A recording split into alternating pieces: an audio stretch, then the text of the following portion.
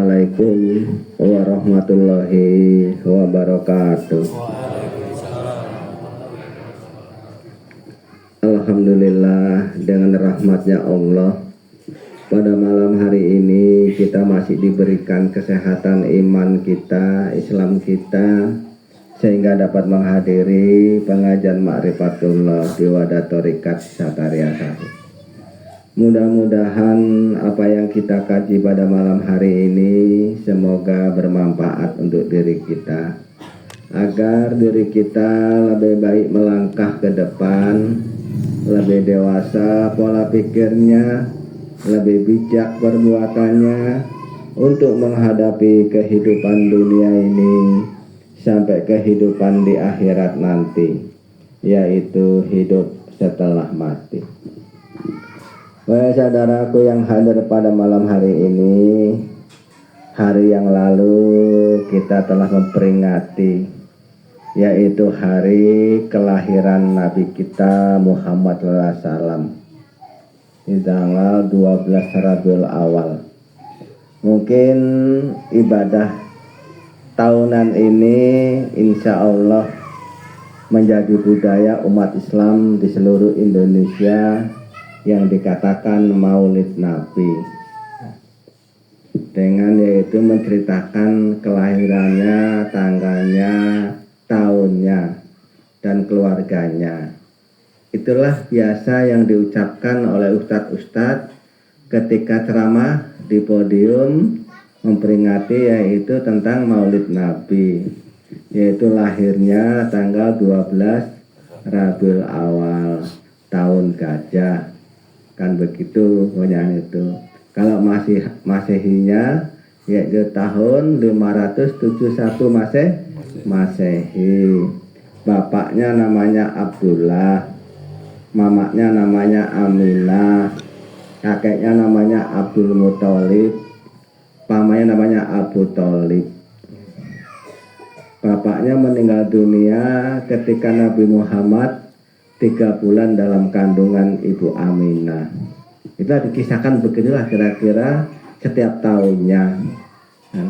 Nah, diartikan tahun gajah itu ketika itu yaitu Genghis Khan, Abraha kalau bahasa apa itu, dari Mongolia. Itu namanya Genghis Khan namanya, tentara kerajaan Abraha. Dia itu menyerang Ka'bah dengan membawa yaitu pasukan yang mengendarai gajah, dikatakan tahun gajah, untuk merubuhkan yaitu Baitullah Ka'bah. Tapi insya Allah dikala itu saksi kehidupan yaitu kakek Nabi Muhammad namanya Abdul Muthalib, dia itu berdoa masuk dalam Ka'bah, berdoa untuk menghindari yaitu kehancuran Ka'bah dari serangan Abraha yang dari Mongolia tadi itu, yang dipimpin oleh yaitu Genghis Khan. Ya. Doanya dikabulkan oleh Allah. Oleh Allah ketika itu datanglah yaitu badai, awan yang gelap gulita, yang suaranya macam burung terbang, dan dibawa oleh badai begitu derasnya.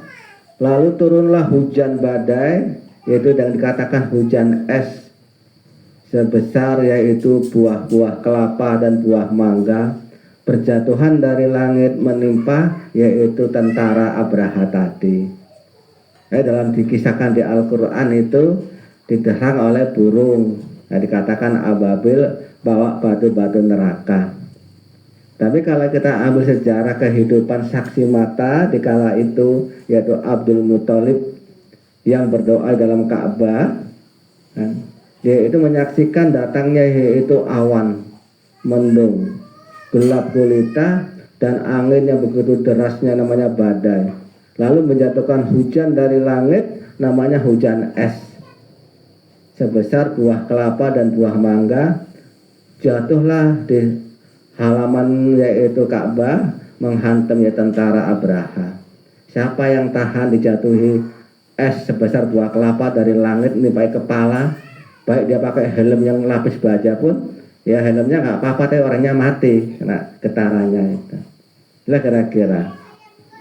saksi matanya begitu. Kalau dikisahkan di Al-Quran tadi, yaitu sekelompok burung membawa batu neraka melempari dengan batu neraka. Kakek yakin itu di Al-Quran itu kata begitu. Es itu kalau kita kita cairkan, kita masukkan ke tembak-tembakan air itu, lalu kita tembakkan di kulit kita, itu bukan dingin, tapi panas. Es itu kalau ditembakkan di badan manusia, itu nggak dingin rasanya, panas. Nah, kayak itu namanya batu neraka. Agamanya begitu. Semua orang memperingatinya di bulan Rabiul Awal ini dengan yaitu bahasa syariatnya mengisahkan sejarah kelahirannya dan keluarganya. Tapi kita sebagai kelompok sang penuntut ilmu ma'rifatullah, kita kajilah kalam Muhammad itu dengan ilmu ma'rifat dan ilmu syariat. Apa itu ma'rifat? Kita ini sebagai umat Nabi Muhammad mengandung namanya Nur Muhammad.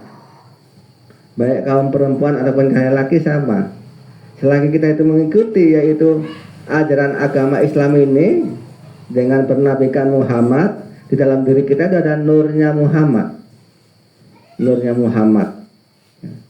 Maka kalau bisa pada bulan ini Rabiul Awal ini Tuhan yang pertama, cara bertuhan yang pertama kali ini, hendaknya kita bangkitkanlah yaitu sifat-sifat Muhammad dalam diri kita agar kita mendapat nurnya.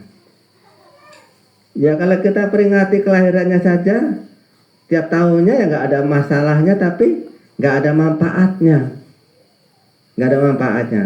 Tapi ketika kita peringati yaitu kelahirannya Nabi Muhammad dan kita satukan dengan jiwa kita, kita lahirkan Muhammad dalam diri kita, insya Allah Maulid Nabi itu ada manfaatnya bagi diri kita. Sekarang jarang sekali yang memperingati Nabi Muhammad, karena Nabi Muhammad nggak pernah melahirkan yaitu sifat Muhammad pada dirinya. Bahkan kadang-kadang ustadz yang jadi mubaliknya saja nggak melahirkan sifat Muhammadnya, malah dilahirkan sifat Abu Jahalnya. Banyak macam gitu. Jadi kita sang penuntut ma'rifatullah itu hendaknya lah kita lahirkanlah sifat Muhammad pada diri kita agar diri kita nanti menjadi pedoman hidup manusia pada akhir zaman. Dulu ya jadi pedoman hidup yaitu Nabi kita Muhammad SAW, jadi pedoman hidup oleh umat manusia masa yang terbaik. Jadi zaman sekarang ini hendaknya kita jadilah orang yang terbaik di zaman kita ini akan menjadi pedoman hidup untuk anak keturunan kita ke belakang sana, kan begitu. Apa itu namanya sifat Muhammad di dalam diri kita? Dalam ilmu fikihnya sifat Muhammad itu ada 4, yaitu sidik, amanah, tablik, patona. Nah, jadi Muhammad itu jujur, Muhammad itu amanah, Muhammad itu dakwah, tablik, dan Muhammad itu cerdas untuk menghadapi kehidupannya. Jadi andai kata kita hidupkanlah sifat Muhammad ini yang ada 4 pada diri kita, insya Allah kita akan selamat dunia dan akhirat. Contohnya sila yang pertama yang namanya sidik, artinya jujur. Kita bangunlah kejujuran kita dalam kehidupan kita sekarang ini. Kan sekarang ini orang jujur itu langka, jadi barang antik. Nggak pandang tuan syekh, nggak pandang kiai, ustadz, orang yang mengaku beriman, alim ulama, sekarang ini jujur hampir hilang. Yang banyak itu yaitu kebohongan-kebohongan untuk kepentingan pribadinya. Bohongi umat manusia, bohongi masyarakatnya, bohongi pengikutnya untuk kepentingan pribadinya. Sehingga kejujuran ini hilang. Contohnya begini. Seorang ulama besar yang diakui orang yang paling baik di kalangannya. Di kala itu memang dia itu betul baik. Sehingga orang kagum terhadap dirinya. Tapi ketika itu datanglah iblis menggodanya. Digodanya oleh iblis hanya untuk berbohong satu kali saja. Ulama tadi itu nggak jujur, satu kali aja nggak jujur, berbohong. Akhirnya ulama tergoda dengan iblis, yaitu dia berbohong kepada pengikutnya sekali saja. Lalu iblis membisiki oleh pengikutnya bahwa guru itu bohong terhadap kamu. Akhirnya si pengikutnya itu kecewa nengok gurunya, yang jadi panutan, yang jadi ikutan, kan? Dia membohongi diri, kecewa. Kekecewaan itulah pintu gerbang masuknya setan pada diri manusia. Maka kita hati-hati kaum ibu atau kaum bapak, janganlah buka pintu setan di hati kita. Apa mereknya pintunya itu? Kekecewaan. Itu jangan dibuka lebar-lebar. Kecewa itu hukum sunatullah pada diri manusia, tapi jangan dibuka lebar-lebar. Nanti masuk jin yang paling besar dalam hati kita, merusak hati kita, merusak pola pikir kita. Ketika pengikutnya kecewa kepada tuan halifahnya, tuan syekhnya, halifahnya, akhirnya mulailah bubar jamaah-jamaahnya, ya, bubar. Ini dikisahkan di ulama kita Indonesia yang dulu dikagumi oleh umat manusia dengan suara yang nada yang sendu, masalah kolbu hati manusia. Tapi ketika dia itu poligami dengan seseorang, akhirnya bubar. Karena dulu pengikutnya kebanyakan kaum perempuan jamaahnya. Ketika turun poligami pada diri seorang ustadz tadi itu, akhirnya separuh bubar jamaahnya. Itu kiainya punya pesantren tuh ya. Mungkin kamu kenal dia siapa. Nah gitu. Maka hati-hati kita dalam kehidupan kita itu, kita bangunlah yang sifat sidik tadi, kejujuran. Walaupun pahit yang kita hadapi, hendaknya kita jujurlah. Jangan pandang sepele, bohong sedikit gak apa-apa. Nanti kebohongan walaupun sedikit itu membuat satu kerusakan pada kepercayaan orang kepada diri kita. Sedikit kita bohong kepada yang lain, itu merusak kepercayaan. Kalau udah orang nggak percaya, orang nggak percaya sama kita lagi, macam mana nasib kita? Apapun kebaikan, apapun kerelaan kita serahkan kepada mereka semua, tetap mereka nggak percaya terhadap diri kita, karena hilang kepercayaannya terhadap mereka. Gara-gara sedikit dia bohong, nggak jujur. Maka bangunlah kejujuran. Sifat Muhammad itu sidik. Sampai dia dibergelarnya, yang ngasih gelar itu Abu Jahal. Gelarnya Nabi Muhammad itu Al-Amin, orang yang bisa dipercaya. Hendaknya kita begitu juga. Kita lahirkan Muhammad dengan sifat sidik, bergelar Al-Amin. Contohnya, wah ini Pak Daiman ini orang dipercaya. Akhirnya orang pun sama apa dia percaya semua, kan gitu. Setelah dipercaya orang lain, baik bidang usaha, bidang kerja, bidang memimpin, bidang apapun, percaya orang lain, pertahankanlah, jangan kamu rusak percayaan orang lain itu pada diri kamu. Nanti kamu yang rugi.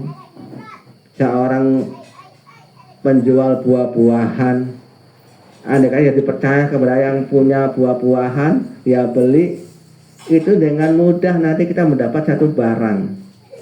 Nah kalau udah nggak percaya yang punya pohon buah-buahan tadi sama kita, sampai musim keliling kampung kita pun nggak akan dapat yaitu barang yang kita beli. Kenapa? Orang nggak percaya. Itu jangan dijual sama orang itu. Kenapa? Itu tukang nipu itu ada. Nggak jujur, ngerahnya nggak jujur. Ngerah 1, 2 sampai 11, udah 11 las sampai 30 pun las katanya. Masih belasan juga, kan? Nggak jujur. Nah, maka kita bangun ke sidik. Yang kedua namanya tablik, amanah. Arti amanah itu al-amin, dipercaya, bisa dipercaya. Jadi kalau kita hidup di dunia ini, baik dalam keadaan kita miskin ataupun sederhana ataupun kaya, ataupun hina, rendah ataupun tinggi, hendaknya kita bisa dipercaya kepada yang lain. Insya Allah, kalau istri bisa dipercaya kepada suaminya, insya Allah suaminya sayang kepada istrinya. Kenapa timbul pergaduhan? timbul perselingkuhan karena seorang istri nggak bisa dipercaya oleh suaminya, seorang suami nggak bisa dipercaya oleh istrinya, sama-sama yaitu membohongi dirinya. Nggak ada amin. Si istri dikasih kepercayaan pada suaminya, disenangkan, dikasih yaitu hiasan, dikasih kehidupan, dikasih kesenangan. Nggak taunya kesenangannya suami yang belikan listrik, suami yang belikan bedak, suami yang membelikan sedu dari Arab, sudah dipakai, di make up, di mukanya cantik, untuk orang lain, untuk perjumpaan dengan yang lain. Yang beli suaminya hasil keringat yaitu ngomben ataupun kerja jualan buah, yang suaminya jualan buah, yang istrinya selingkuh pada yang lain, lalu dipercaya. Akhirnya emosi lah si suami, nggak kerja lagi, bahkan kerja pun kadang-kadang habis untuk di warung. Warungnya pilihan pula, yang ada yaitu pelayannya yang cantik. Nah, begitu akhirnya. Jadi juga si suami dipercaya oleh istrinya sebagai khalifahnya, sebagai walinya, sebagai yaitu tumpuan hidupnya. Tahu-tahu suaminya itu salah tingkah, makin naik ekonominya, makin salah tingkah. Yang enggak diperbuat sehingga kerusakan dalam rumah tangganya. Ada yang macam gitu. Semalam ada tamu yang macam gitu. Ya. Suami istri itu gaduh selama 5 tahun, gaduh aja suami istri. Entah kapan berhenti, seperti Israel dengan Palestina. Ada brenya, gaduh aja. Nah, tapi memang begitulah. Sampai kasih contoh mereka tadi itu, seperti yaitu kita mengendarai motor dalam jalur yang benar. Tahu-tahu motor yang dari sana itu jalur yang salah, hantam kita. Jangan kita tuh bangga dan jalan yang benar. Aku ini udah benar, bertahan yang hancur ketika berlanggar. Kalau udah hancur, mana yang bermanfaat? Yang benar apa yang salah? Semua nggak ada apa-apanya. Yang benar hancur, yang salah hancur. Itulah orang gengsi. Ngaku benar si istri, ngaku benar si suami. Nah, akhirnya apa? Gaduh berantakan. Begitulah kira-kira gambarannya. Maka Muhammad tadi itu sifatnya al-amin, yaitu amanah, bisa dipercaya. Maka lahirkanlah sifat Muhammad ini dalam kehidupan kita, agar rumah tangga kita tadi seperti rumah tangganya Nabi Muhammad. Jadi dalam lingkungan pengajian seperti pengajiannya Nabi Muhammad. Guru bisa dipercaya oleh muridnya, murid dipercaya oleh gurunya, akhirnya sama-sama membangun kepercayaan, rukun. Nah, yang saya kecurigaan, jangan-jangan guruku nipu aku ini. Juga si gurunya jangan-jangan ini muridnya ini hanya main-main, ini nggak betulan di ngajinya. Akhirnya apa? Timbulnya kerusakan.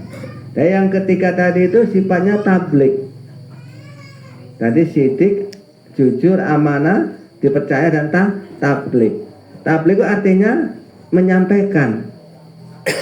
Jadi seorang ibu punya kewajiban menyampaikan kebaikan untuk anak-anaknya. Seorang suami punya kewajiban menyampaikan ke agama untuk istri dan anak-anaknya. Karena suami dulu waktu menikah ditanya oleh walinya, tuan kadinya, sanggupkah kamu memberi nafkah kepada kalau istri tadi ini zahir dan batin? Kamu mengatakan sanggup. Apakah itu nafkah zahir? Seperti pakaian, makanan, bersetubuh itu nafkah zahir. Yang dikatakan nafkah batin. Apakah itu nafkah batin?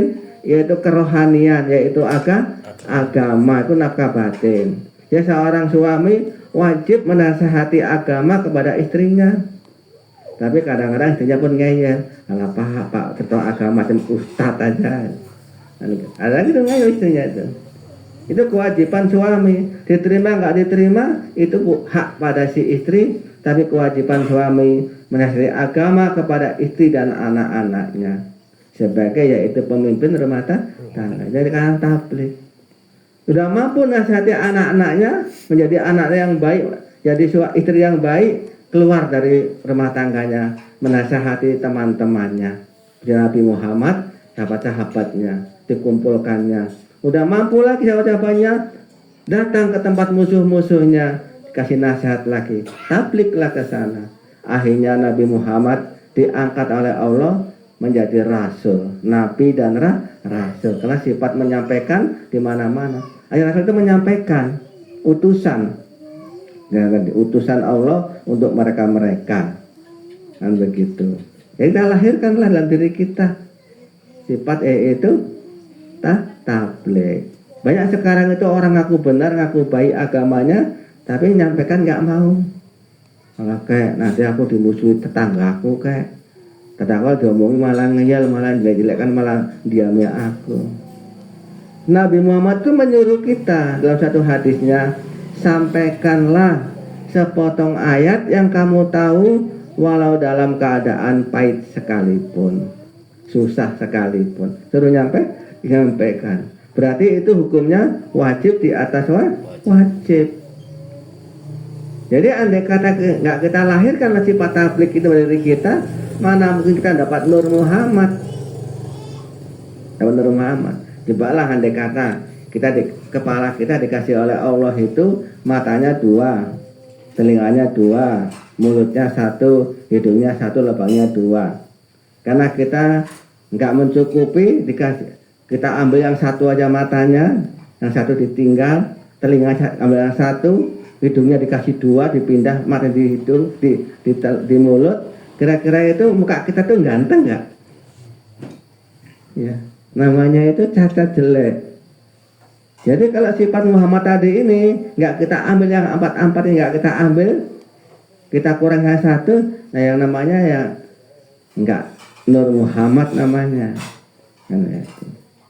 Maka kita pakai semua, latihan, nggak sekaligus. Itu paling cepat dalam hati kita tadi itu, Nur Muhammad tadi itu paling cepat 20 tahun.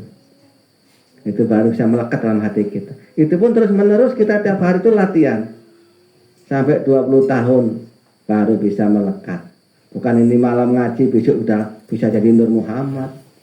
Nah, kalau Nur Hayati mungkin dapat ya. 1 hari kena.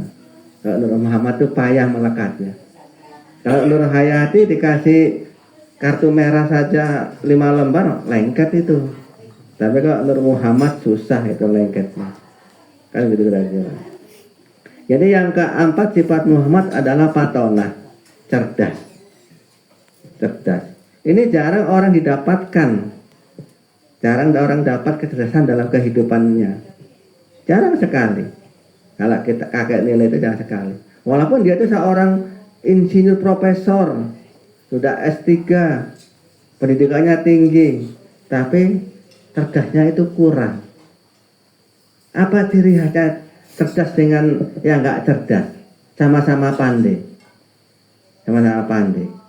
Yang cerdas tadi itu sifatnya bijak. Dia tuh nggak mau marah. Itu sifat cerdas. Kan dia itu penuh dengan yaitu apa namanya itu?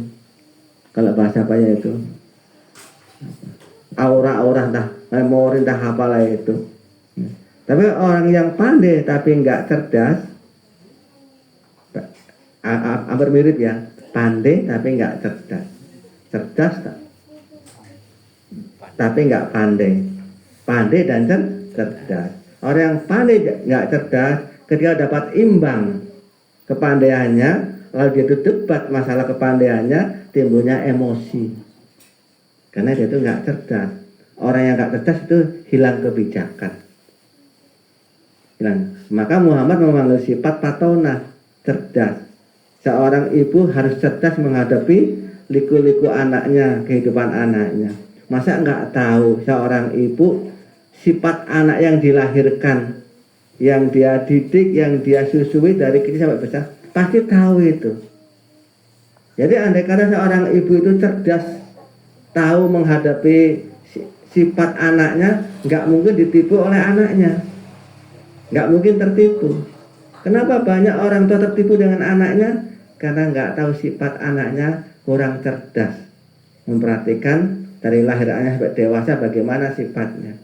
Akhirnya dia menipu orang tua. Maka seorang ibu harus cerdas, harus patonah menghadapi anak-anaknya, menghadapi yaitu dana belanjanya harus cerdas.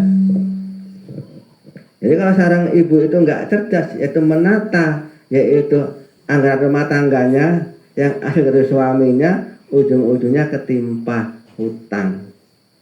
Contohnya ya, seorang suami kerja satu hari kalau di kampung ini rata-rata itu 100.000, itu udah berat sekali tuh, sampai gegernya merah itu ya, 100.000. Tahu-tahu si istri nggak bijak, nggak cerdas, nggak patona, dibelanjakan sekali belanja 20.000, tapi di kedai itu lebih 5 kali beli itu, akhirnya tertimpalah 5.000 satu hari.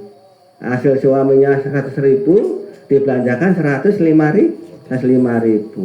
Ini dia tuh nggak berpikir panjang, alah 5.000 aja kok, nanti bisa dari jajan anaknya dikurang bisa katanya.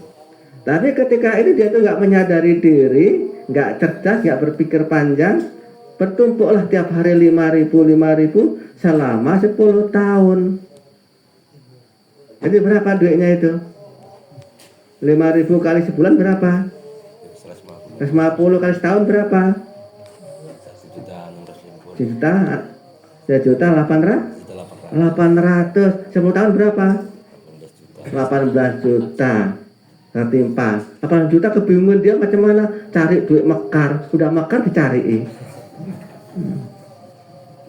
Udah rumah tangganya udah terpuruk, rumah tangganya malah buka lagi. Itu nggak cerdas otaknya. Rumah tangganya nggak mencukupi, terpuruk, malah buka lagi masalah lubang ke depan sana. Akhirnya pinjam bank 18 juta, dia punya utang, dia pinjam 25 juta.